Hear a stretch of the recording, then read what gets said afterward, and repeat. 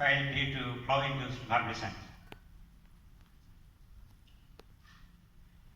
And this is last year we went to Greece for item symposium organized by Professor Mariana, and she took us to volcano, Santorini volcano, and we were in this boat.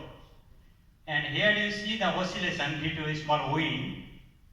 Okay, you see these single structures, isolated structures are not oscillating, but when there are two or three together, they are oscillating. You see. I will play the video again. You see these three, this is not oscillating. These two are oscillating. These two are almost isolated. The distance between the two is quite large. This is on the board. This video is taken by me, actually.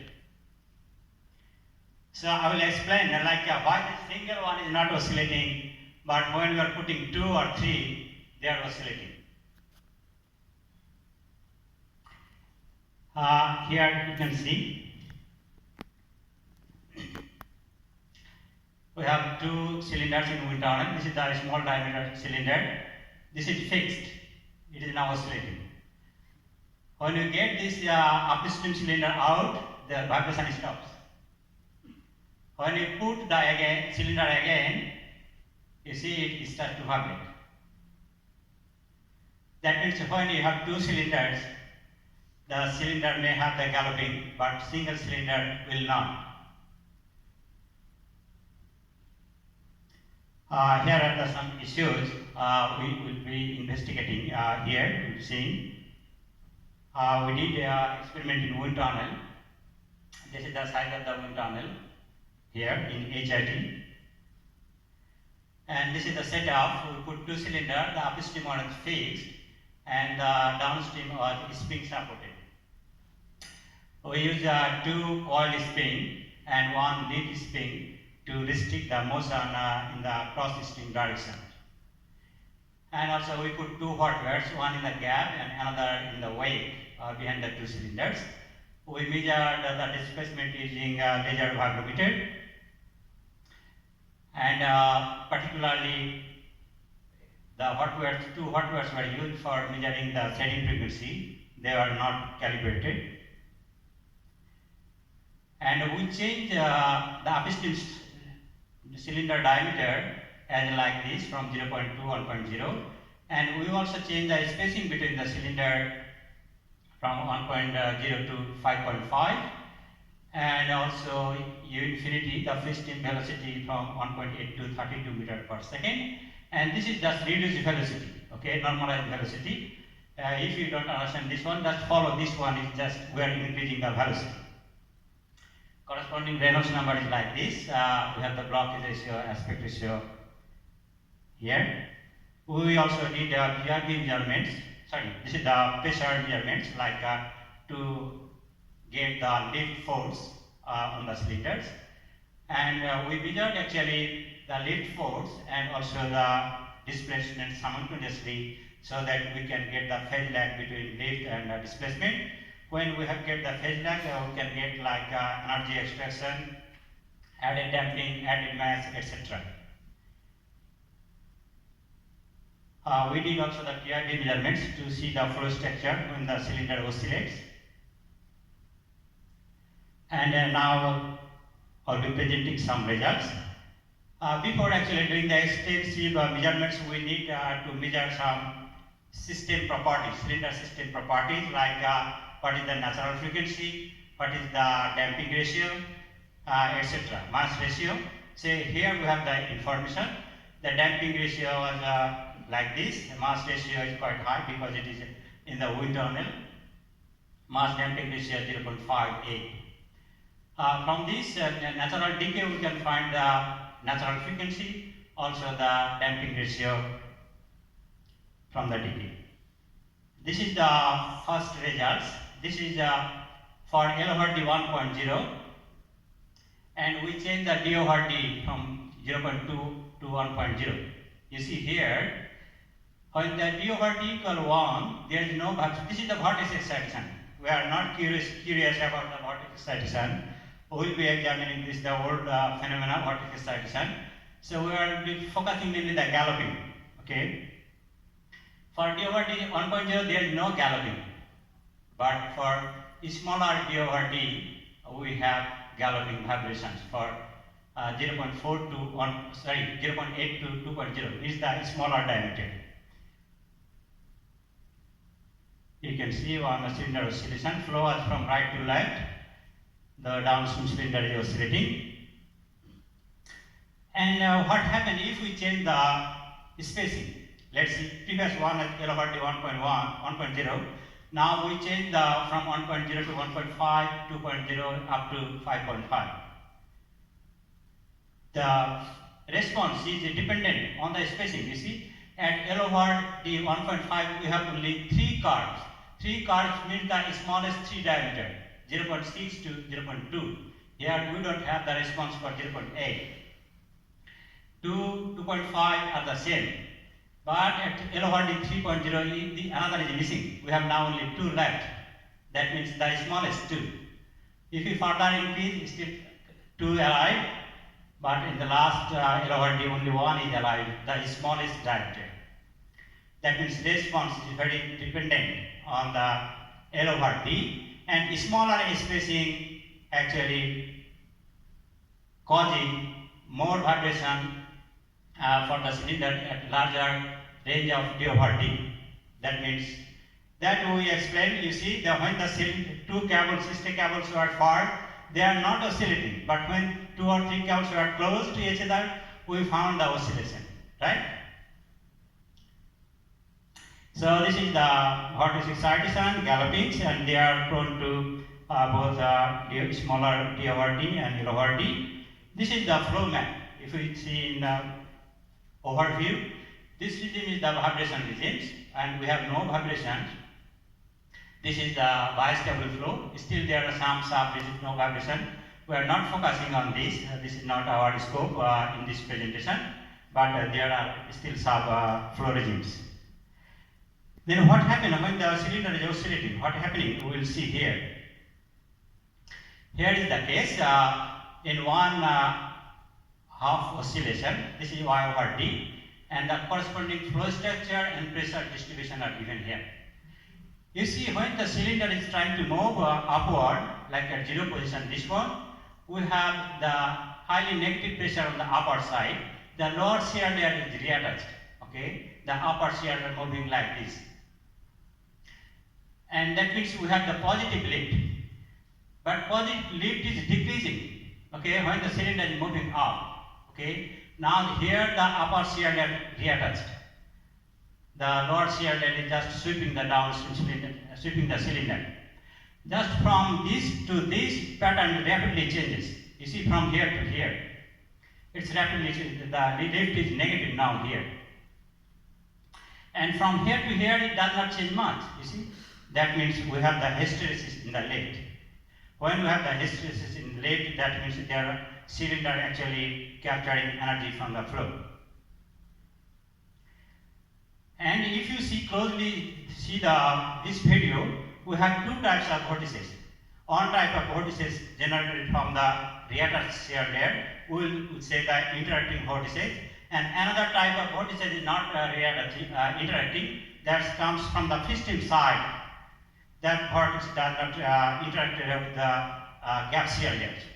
So that's the interaction actually causing the effect on the lift force, like the interacting vortices providing energy to the cylinders, and the non-interacting vortices actually extracting, getting some energy from the oscillating cylinder. So this can be viewed from the weight. Like if you get energy, you can survive longer. If you provide energy to other, you will survive less, right? Similarly, here you will see there are 2 kinds of vortices. The piston side vortices surviving longer distance, okay, still alive, and these interacting vortices actually decay very rapidly. These vortices actually provided energy to the cylinder. And I think I will escape this 2 slide. Then go to the work done on the cylinder. Like we want to see when the cylinder is oscillating, how about the instantaneous work done happening? When the cylinder getting energy, when the flow getting energy from the cylinder, and what happened finally? You can see here, if you see this instantaneous work done, like this is the Y/T, this is the work done, instantaneous work done, this is the cumulative work done, okay? So what you will see when the cylinder moves from its neutral position, okay, then we say positive work done. This positive work done actually happens from the interacting vortices, okay? And when it move further, we have a negative work done when the cylinder approaching the top position. In this case, actually, you see these free stream vortices, free stream side vortices, okay, that actually getting energy from the cylinder, okay. So these vortices actually will be start having longer in the wake. And in the next quarter cycle, like the cylinder moving from the top to the bottom, all the way cylinder will get energy from the flow. How vibration initiates, that's a very important question. Like up to now we have shown the results for the steady vibration. But the question is how the cylinder start to vibrate, what's happening at that time? That is very important questions. Okay. So what we do, we apply two methods. One is to keep the cylinder fixed, okay, and keep the cylinder fixed and also constant velocity. Then release the cylinder suddenly, then let the cylinder to vibrate. Another way is put the cylinder and the velocity 0, increase the velocity uniformly to certain value. Then how the cylinder starts to vibrate. So there are two cases. Here we have this, we use air-operated clamps to fix the cylinder and release the cylinder, okay, operated by a compressor. So here from the static, velocity will be increasing or the amplitude will be increasing. So we have two cases. Case 1, you are continuously increasing and constant UR, then cylinder just keep fixed and released. These are the cases for UR. For the first case, UR is increasing, and for the second we have constant UR, okay. Then here is the Y/T response. Here the start of the cylinder vibration. This is the CL here. If you see the response, they have the same pattern. Okay, you have the same pattern, amplitude increasing rapidly, and we have two pattern like here. You have the positive curvature, and from here to here you have the negative curvature, and also many more here you can see. If you see here the transition, and this is the steady part, then the transition has again a different occurrence. Like this is the transition here. We have the pre-initial here. The response is very small, and we have the initial where the amplitude is growing, okay, and we have also the late transition. Later is the steady one. And if we calculate the oscillation frequency, you see here they are distinguished. In the pre-initial, the oscillation amplitude is increasing, and also for the initial and late transition, it is decreasing monotonically. This is the case, same case for the case 2. We have the same sub-regimes and also same pattern of oscillation frequency. Now what happened there, if we calculate the added mass in the pre-initial regime, added mass actually decreasing dramatically, and also the added mass. So the pre-initial regime is very crucial, okay, because it actually declining the added mass as well as the added damping, okay. So we later will see more details. And in the initial and late transition, you see the added mass increasing and getting a constant value, because the amplitude here getting the constant. Also the added damping also increasing and still negative, because that should be compensated for the structural damping. Similar for the case 2. Now see the power spectrum of displacement and CL. This is the pre-initial regime. This is the initial, and this is the late transition. Okay. For the pre-initial, you have the vortex setting, high frequency vortex setting. There is no low frequency. But the oscillation has two. One is the natural frequency, another corresponding to the vortex setting frequency.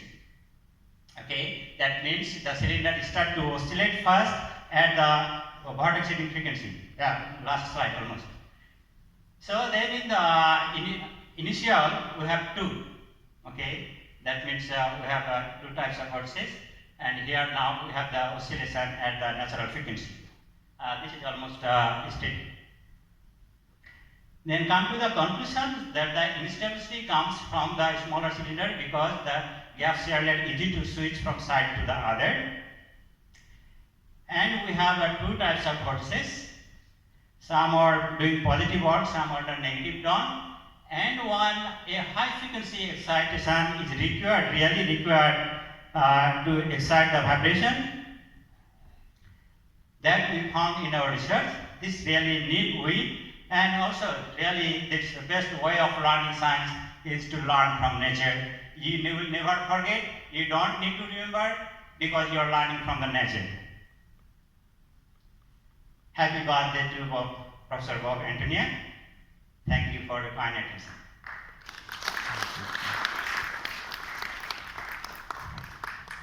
Thank you. This is the picture that will go tomorrow afternoon. Okay, this is spread in China. So you see he has been there. Okay. Are there any questions? Thanks a lot. Jean-Paul, please.